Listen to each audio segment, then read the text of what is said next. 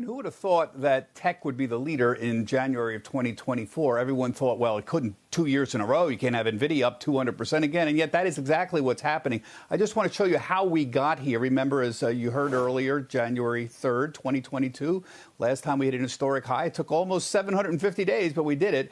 And here's how we got there.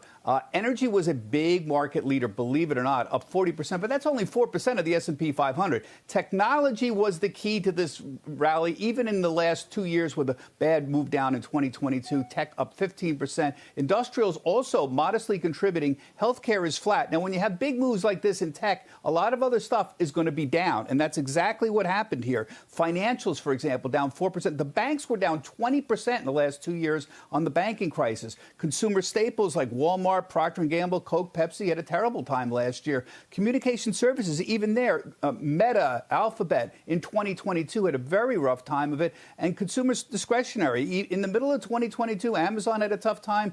Tesla had a tough time as well. So it wasn't all smooth sailing. But if you look at it in aggregate, just look at the Magnificent Seven. Despite a very rough 2022, look at this. NVIDIA, this is since the last high, January 3rd, 2022. NVIDIA up 100%. Microsoft, Meta, Apple, Meta's at a new high today. Alphabet up a little bit. Amazon's been down, and Tesla down 47%. That is not a typo. Tesla was 350 a couple years ago. What is it, 211 today or so? Here's one thing interesting, guys. Today it was 2-to-1 declining to advancing stocks, and the S&P was up. So look at the equal weight S&P, the RSP. It's down 1.5% this month.